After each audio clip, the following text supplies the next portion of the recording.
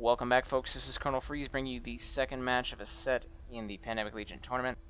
And we'll get right down to the player identification. In the bottom right-hand corner is Emsigma, the purple Zerg, who was the victor in the first match rather decisively with some Mutalisk play versus his opponent in that match. In this match, MissEmopants, the green Protoss. As I mentioned in the first match, there is a little bit of a skill mismatch between these two players. Emsigma playing at the Platinum Diamond level in Euro, and MissEmopants playing at the Silver Gold level in Euro. So we'll see. As they, the two just discussed themselves, you never know. But Emopants is again going to open with her rather badly placed pylon, Forge Fast Expand.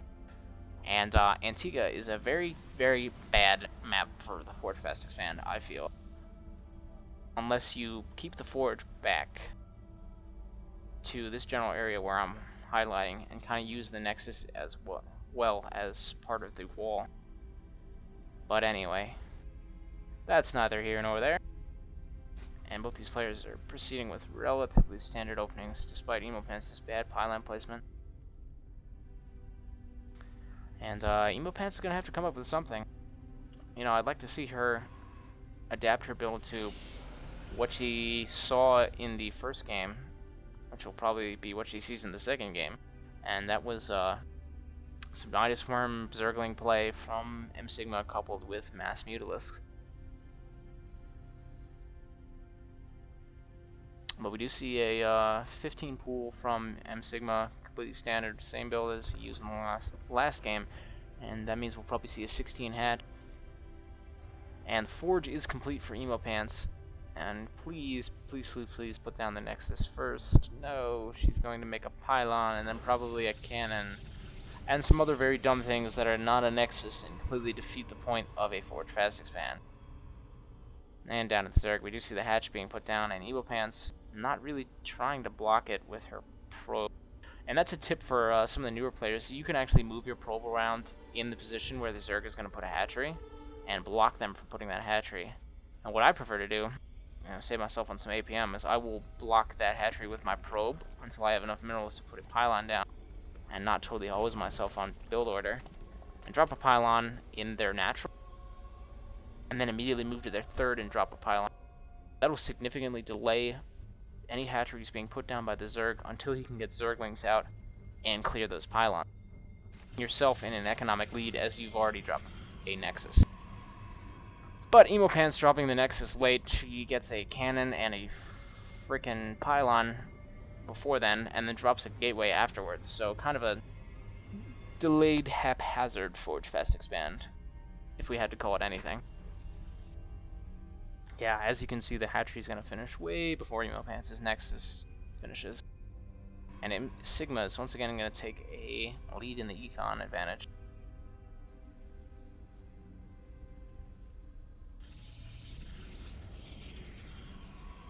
And Emopants getting her gas, putting down another photon cannon, which is not really necessary, but I guess for newer players that huge ramp for Antigua can be intimidating, so they put a lot of structures up there when they don't really need to. Oh well. We'll see more queens being produced from Emsigma. We'll see more drones, as he's going to try and fully saturate both his main and his natural, and he does get a third at the 29 food mark. Again, that's pretty standard for Zerg, especially against a Forge Fast Expand.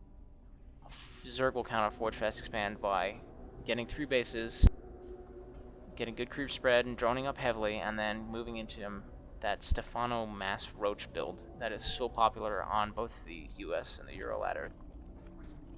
God knows what's popular on the Korean ladder, because we're all too afraid to make Korean accounts and get stomped by like 9-year-olds in Bonds League. So we'll let them have whatever it is that they're doing. And we do have a Cyber Core finishing for Emo, followed by a Robo, and probably that Robo is going to be followed by a Robotics Bay as well, as we have seen Emo have a preference for early Colossus, or early-ish Colossus. Yep, we do see the creep spread starting to go. These queens getting good injections. Lots of larvae for Emsigma. and an evolution chamber going down, so almost the exact same build order that we saw in the last game from Emsigma. +1 webs coming from Emopants as she manually produces a Zealot. Warp Gate's tech started very late, actually, again. And who wants to bet money on a robotics bay? Anyone, anyone, anyone, anyone? Alright, you lose because I called the robotics bay, and there it is. Let's take a look at the economy tab right now. Emopants once again producing probes pretty nicely. She has 38 probes to Emsigma's 34. However, Emsigma is going to increase that exponentially when he does finally get enough larvae. And he's making some spore crawlers, that's interesting. I guess just protecting against any crazy early aggression, but none seems to be in the offing for Emo. One Zealot rolling out to have a look-see what's going on. But in production is a Forge, the robotics bay about to finish, 2 more gates, and Warp Gate tech is still going along, so that hasn't been chronoed at all. And that's very, very late. Where are they? 8-minute 40-second mark? No Warp Gate tech yet. The Zealot's gonna get tricked into chasing a Zergling along. An observer flying out from Emopants, so she's gonna take a good hard look at what's going on in the Zerg base. Oh no, let's hope she doesn't run into that spore crawler, as that will be a very bad day for her. Yeah, there's 2 spore crawlers actually. Sorry, I had mentioned those as spine crawlers earlier. That was incorrect. She's gonna see the she's not gonna see the second evolution chamber go down, but she sees the lair tech going up. And to most players, that would be a heavy indication that Mutalisk play is going to be seen soon. But MissEmopants not really doing much of anything up here. She's getting Thermal Lance, and she's getting Zealots, and she's getting +1 armor as well. So I think we're going to see the same Colossus Zealot push that we did from her in the last game. And I don't think it's going to work at all, to be honest with you. If you look at the economy difference, huge amount of minerals from Emsigma that he can dump into whatever units he chooses. Still equal worker production, but on 3 bases now. And strangely, he's going to continue making spine crawlers and getting some defenses. So Emsigma, with 1 game already won, is playing relatively safe. And we do see the the spire go down now, as well as a macro hatchery. And Zerglings rallying at the Zelnaga Tower. So right now, Emopants does not really have any map vision. She does not have much of an army. She's continuing to get Colossus out. But Colossus are not going to do well at all against Mutalisks. So unfortunately for Emopants, I think we're seeing her in the midst of a build order loss, as she supply blocks herself as well. Emsigma almost has that spire completed. Macro hatch about to complete. He's getting +1 melee weapons and +1 carapace for his ground units, as well as burrow and overload speed. So the game at this point is firmly in Emsigma's control. He's spreading creep, he's getting his Zerglings, and he's going to be getting his Mutalisks very shortly, as the spire is about to complete.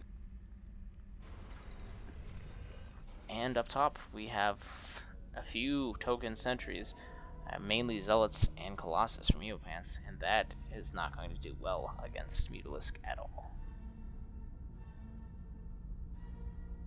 So we do see Emopants continuing to try and bank on that Zealot production. Getting Zealot legs, pushing out another Colossus. But with no scouting, considering she lost her observer very early on, she has no idea what's going on as she tries to expand to a third, not seeing the Zergling that was already positioned there, and these Zerglings are going to run in and attempt to do some damage. The Zealots and the Colossus will do alright against Zerglings, but she is forced to cancel that Nexus, and here we go. Good control of the Colossus, moving back maybe a little too far, and that Zergling push is going to be defeated, but the main purpose of it was to force the cancel, and he did just that. As Emsigma expands to a third, as he did in the last game, And he's right now getting 48 Zerglings production, 3 more mutas. It is going to be Zergling muta play, as basically anyone with the pulse has been able to deduce in this game. Unfortunately, Emopants has not recognized it yet, and that's just because she's a newer player and she doesn't see the signs from the Zerg, and all that is game sense that'll, you know, it takes a while to get into. She's going to attempt to do what she did in the last game and take out that 4th. But with Mass Zerglings and Mutalisks here, the Mutas are going to go right for the Colossus. And Emo is going to be forced to retreat back to her base. She's going to lose some Zealots. And a Colossus. So we have Stalkers being warped in up here, but 6 Stalkers versus, let's see how many units we have. 16 Mutalisks is not going to go well. Well, she does have the cannons to back up, and that Colossus does get saved in 6 armor. And attempting to get forward pylons, but it's way too late for that, and those Zerglings are going to swarm them. Not seeing that one yet, although she scouts it now. And no additional anti-air units from MissEmopants, no warp-ins. And just more Zealots, and that is not wise, folks. Getting full surrounds on those Zealots with the Zerglings. Just very bad army control right now from Emo. And 19 Mutas come in, and they're going to go right for the Colossus. It's down. The second one is going down, and then they're going to focus their fire onto the Stalkers. Without Guardian Shield, those Stalkers are going to go down very quickly as the shots from the Mutas ricochet from Stalker to Stalker. And Emsigma is going to pull back, so he does lose this 4th, but still in firm command of the situation. Or is he? Not very many units on the field. 2 Zerglings and 13 Mutas. But Emo does overextend herself and is forced to retreat. She's going to lose more Zealots, a few Stalkers, and finally bringing in a majority of anti-air. Oh boy. So we now have 58 Zerglings on the field, 21 Mutalisks, and we're going to see another engagement. Those Zerglings go for a full encirclement of the Stalkers instead of the Zealots. And that's going to pay off as all of Emo's anti-air gets decimated. And those Zealots are going to just die one by one as they attempt to push in and do damage, but it's not going to be very much at all. More Colossus coming out for Emopants, but the Zerglings aren't the problem at this point. It is the Mass Mutalisk blob that is now rolling out across the map. 26 Mutalisks versus 6 Stalkers and 2 Colossus and 2 Zealot for Emopants. And it's not looking good. It's not looking good at all. Looking at the supply count, there's 148 for Emsigma and 90 for Emopants. These mutas are going to ball up and shortly assault the 3rd for Emo. Yep, there it is. The mineral line is going to be under attack. And slow reaction from Emo is going to cost her a lot of probes. The Stalkers blink up, catch 1 Mutalisk, but with no cannon at her other mineral line, she's going to lose everything there as well. The probes retreat up into the base, but the maneuverability of those mutas is going to put any good Protoss, well, any Protoss really, doesn't matter good or bad, into fits. And with the main mind out, those probes are just sitting there and they are going to fall in droves to the mutas. And here come the Zerglings.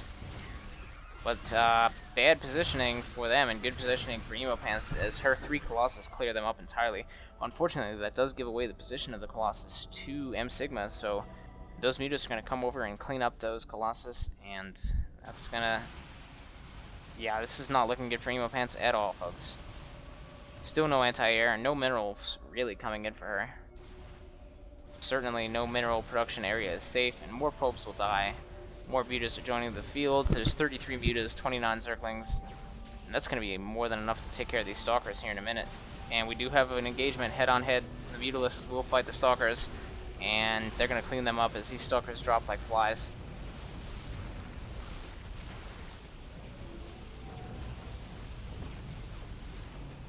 So no Stalkers left, and Emopants is going to go with the GG, and that is it for this series.